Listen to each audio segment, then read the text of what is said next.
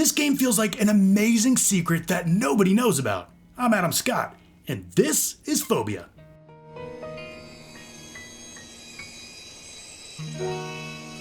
Ever since I played the original Resident Evil on PS1, I've been on the hunt for the next game that could capture that same magic. Fobia's St. Dinfna Hotel attempts to recapture that feeling and shows much love for classic survival horror, and in many ways, it gets closer than any original game in years.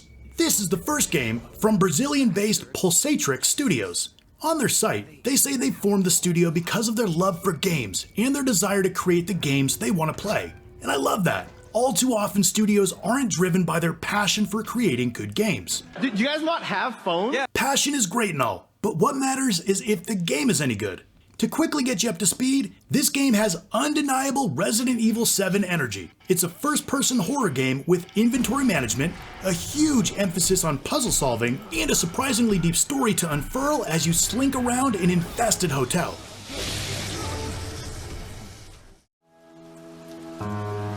You play as Roberto, an up-and-coming journalist who's heard about strange goings-on in the town of Treze Trilhas, specifically at the St. Dinfna Hotel. After a week of investigating, it's starting to look like it's a dead-end story, but then things take a turn when he's locked in his room and a portal briefly appears before he loses consciousness. Once you come to, you find the once pristine hotel is now in a sudden state of disrepair. That's when the game proper starts, as you need to find a way out of your room, escape the hotel, and uncover the mysteries behind what's going on in the town using nothing but your wits and what you find along the way. You'll primarily be exploring and solving puzzles. The entire hotel feels like one big puzzle that slowly reveals itself over time. You'll want to pay attention to clues. The environment is full of them. Oftentimes, what you need to progress is right there in front of you if you're paying attention. Early on, you'll find a camera which adds an extra twist by revealing another time or dimension when you look through it. This can provide clues to puzzles in the real world, and you can even find items or solve puzzles in the other dimension too. At times, you can use this other dimension to progress in areas that are otherwise inaccessible. You'll want to check the camera often to make sure you don't miss anything. As you explore, your progress will be slowed by locked doors, barricades that force you to double back, broken mechanisms, and more that you'll have to figure out how to get past. There's a lot of loose ends that you'll need to leave hanging until you can circle back with the right item or knowledge to proceed. It can be difficult to keep track of everything you've seen since you won't have a map complete with all of those details like in other games.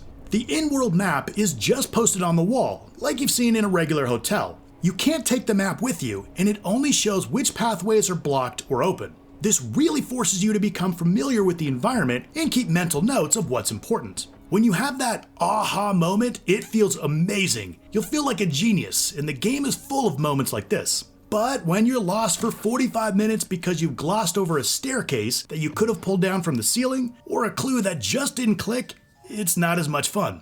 For as many times as I got turned around, I never got bored. Largely, that's due to the richly detailed environments and fantastic puzzles. I really can't speak highly enough about how creative and clever they are. You're consistently rewarded for reading notes and piecing together bits of information in what are some of the best puzzles we've seen in a horror game in some time. Which is a really good thing considering there are a lot of puzzles.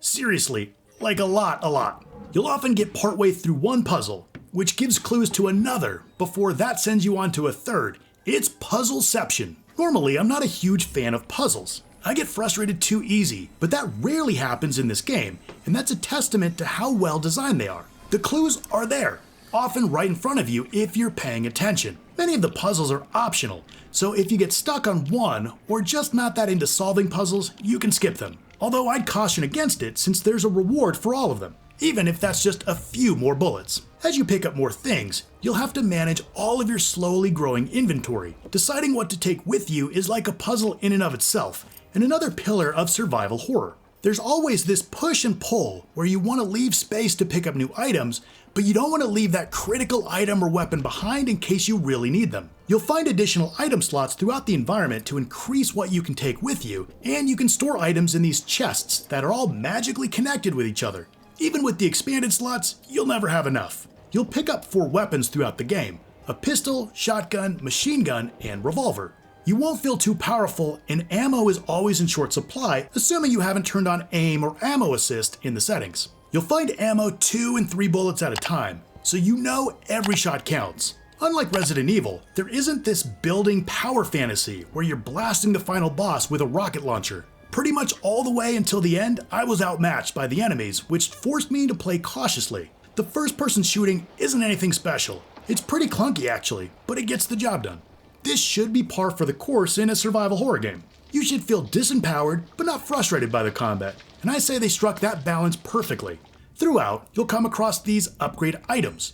These can be applied to your weapons or camera to boost their stats. The upgrades are very much incremental, so you'll never feel this sudden jump in your power. At the higher end of the upgrades, you'll need some 30 items for the next boost, so you'll either want to look for every last one diligently to make a difference, or forget them altogether. You won't be gathering weapons and ammo just for the fun of it. You'll soon realize that you're not alone in the hotel.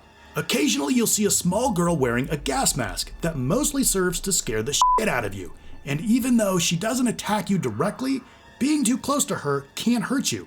Aside from her, everything else wants you dead. There are only a few different enemy types, but since you don't see them that often, you'll never get too comfortable with them. Those bastard spiders. The vast majority of them jumped me before I even realized they were nearby. When they attack, you'll automatically kill them, but you'll take damage too. Since they come in groups, it often means getting bitten, then stomping on 3 in a row. Now, if you listen closely, you can hear when they're nearby. But I pretty much got bit by all of them in my first playthrough. A step up in danger are these shambling zombie-like creatures. They really freak me out whenever they charge me at the last second. But if you can stay calm enough to hit their exposed hearts, you can take them out in one shot.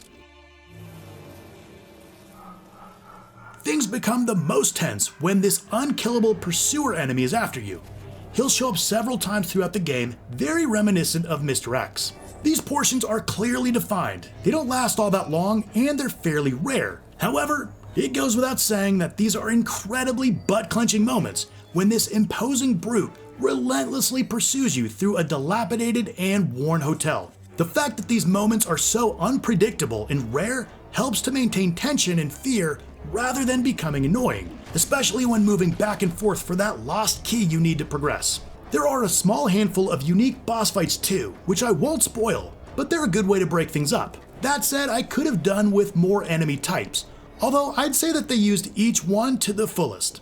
Another callback to old school design is how there aren't autosaves and you can't save whenever you want. You can only save at these specific clocks that are strewn throughout the environments. This creates another layer of tension. I had over 80 saves in my first playthrough. Yeah, I may have a problem. No rational person would do as you have done. Because you're constantly zigzagging around the environment and solving puzzles to advance, it's pretty easy to lose 15 to 20 minutes of progress should you find yourself face to face with a boss that kills you. At first I was pretty frustrated, but once I got in the right mindset, I made sure I never went too far without stopping at a clock. When you finish the game, you'll get a score based on speed, number of saves, puzzles completed, and damage taken. In the end, with a 12-hour playtime, 80-some saves, all puzzles completed, and lots of damage taken, I was awarded a C rank. I knew I was pretty meticulous, perhaps a bit too careful. I got hopelessly lost a couple of times, and those damn spiders really messed me up. The rating scale goes all the way up to S, S+, and S++. And there's a trophy for finishing the game without taking any damage, which sounds way more daunting than it actually is. I wouldn't attempt it on a first playthrough, but on New Game Plus, if you've saved enough upgrade items to fully upgrade a weapon, you'll get infinite ammo on that second playthrough, which as you can imagine makes things way easier. And that's where the power fantasy comes from. There's a liberating feeling going through a second time knowing where to go, how to solve the puzzles, and with enough firepower to take out the devil himself. Also, there are some revelations that will make you see earlier events in a much different light. If you're a completionist like me, you'll need to play through the game a total of 3 times, and there's actually a trophy just for finishing the game a 3rd time. I love this game so much I played all 3 runs back to back, each time getting a bit easier. My final playthrough only took about 3 hours. On to the presentation. And if screenshots haven't sold you already, then let me tell you that for an indie adventure with a smaller budget, Fobia can hang with the best of them in terms of environmental and visual design. From the opening moments to the final seconds, the sense of decay and misery seeped from everywhere. Every room and object has a real purpose and clear care put into them. It has a lower budget, obviously, but the overall presentation creates an atmosphere that both gets under your skin and drives you to delve deeper. The creature designs are really haunting too, with solid body horror and a haunting, malicious bent to their designs. Combine all of that with a fantastic soundtrack, decent voice work, and incredible audio design, and you come to see why this game makes such a strong impression.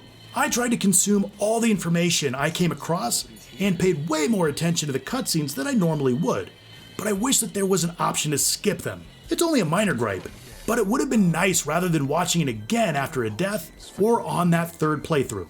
I had a fantastic time with Fobia St. Dinfna Hotel.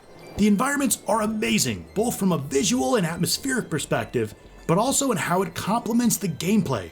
The combat and resource management created just the right amount of fear. And the puzzles, those were consistently creative and engaging. Sure, there are some rough edges here and there, but nothing that detracted from the experience much. And while I would have loved more enemy types, I never felt like the experience grew stale. It's clear that not only is the team at Pulsatrix passionate about games, but they were able to deliver on their purpose, and I can't wait to see what they do next. I highly recommend this game to anyone who loves horror games, particularly survival horror, and doesn't need a massive budget to appreciate it. Alright, well there's Fobia St. Dinfna Hotel. Have you played it? What'd you think about it? And what are some other great horror games that have flown under the radar? Let's talk about it in the comments down below. Now, if you want another great survival horror game that not many people know about, check out my review of Tormented Souls. I want to thank you so much for watching, and I'll see you next time.